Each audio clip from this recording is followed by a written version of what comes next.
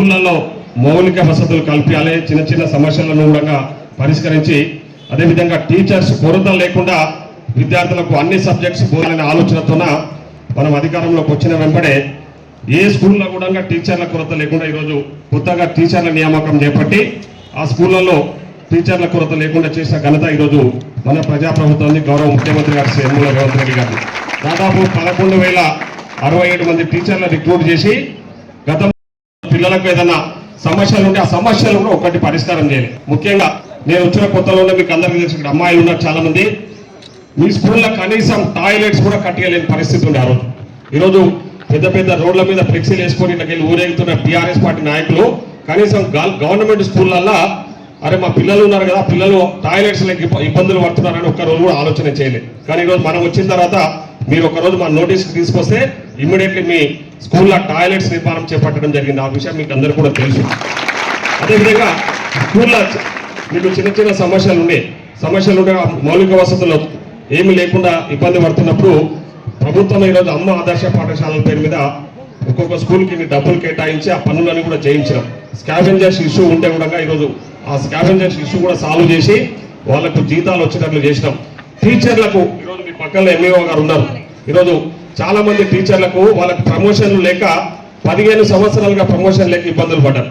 ఈరోజు ప్రభుత్వం వచ్చిన తర్వాత ముఖ్యమంత్రి గారు రేవంత్ రెడ్డి గారు 15,000 మంది 15 సంవత్సరాలుగా పెండింగ్ ఉన్న టీచర్ల ప్రమోషన్లను సాల్వ్ చేసి వాళ్ళకి ప్రమోషన్లు ఇవ్వడం జరిగింది. అదేవిధంగా టీచర్ల ట్రాన్స్ఫర్స్ కూడా ఎలాంటి ఇష్యూస్ లేకుండా ఎవరి పైరవ్ లేకుండా ట్రాన్స్పరెంట్గా టీచర్లకు ట్రాన్స్ఫర్ చేసి ఈరోజు ఎక్కడ చూసినా కూడా స్టూడెంట్స్కు టీచర్లకు మెరుగైన వసతులు కల్పిస్తే తప్పకుండా వాళ్ళు టీచర్లు మెరుగైన విద్య అందిస్తారు, మంచి బోధన చేస్తారని చెప్పేసి ఈరోజు ప్రభుత్వం అన్ని రకాల సహాయ సహకారాలు చేస్తూ ఉంది. ముఖ్యంగా గవర్నమెంట్ స్కూళ్ళల్లో రెసిడెన్షియల్ స్కూళ్ళల్లో చదువుతున్న స్టూడెంట్స్ కూడా మెస్ ఛార్జెస్ పెంచడం, అదేవిధంగా కాస్మెటిక్ ఛార్జెస్ పెంచేసి ఈరోజు మీరు మధ్యాహ్నం భోజనంలో కూడా ఎలాంటి ఇబ్బందులు లేకుండా మంచి భోజనం అందించాలని చెప్పేసి ఈరోజు ఛార్జెస్ పెంచి ఆ విధంగా ముందుకు పోతా ఉన్నాం. అదేవిధంగా సాలరీస్ విషయంలో టీచర్లకు గతంలో సాలరీస్ కూడా 15 తారీఖు 10 తారీఖు సాలరీస్ వస్తుంది. కానీ ఈరోజు ప్రభుత్వ ఉద్యోగులకు మొదటి తారీఖు రోజే జీతాలు వచ్చేటట్లు ఈరోజు ప్రభుత్వం పనిచేస్తూ ఉంది.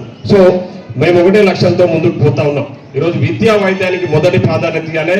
ఆ విధంగా ముఖ్యంగా గవర్నమెంట్ స్కూళ్ళల్లో గవర్నమెంట్ హాస్పిటల్స్లలో మంచి వసతులు కల్పిస్తే తప్పకుండా చదువుకునే విద్యార్థులు కానివ్వండి, హాస్పిటల్కి పోయే పేషెంట్స్ కూడా అందరూ బాగుంటారనే ఆలోచనతోన ఈరోజు విద్యా వైద్యానికి ఎక్కువ ప్రాధాన్యత ఇస్తా ఉన్నాం.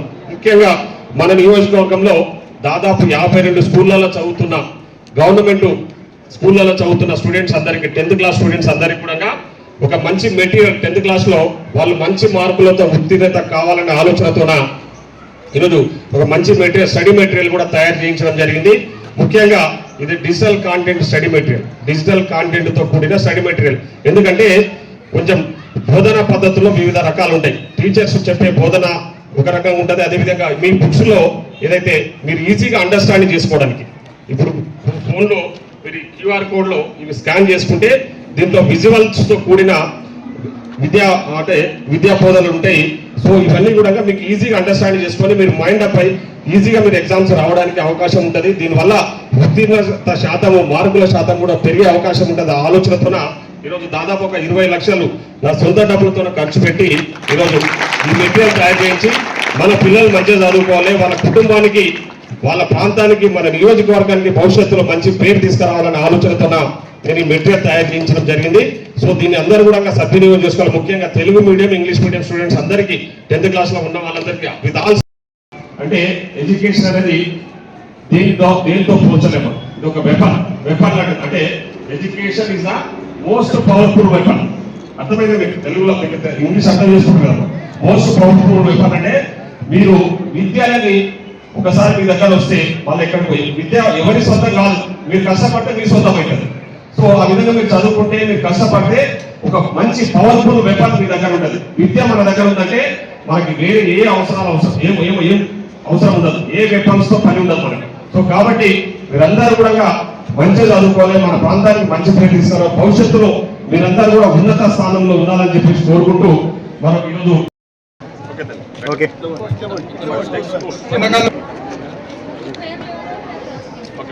రాజాల గ్రామంకి ఓకే అమ్మాయి చూడు.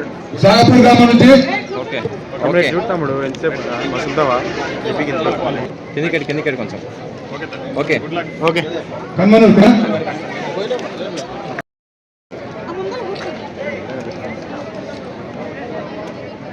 ఓకేనా ఓకే సాయి ముందుకు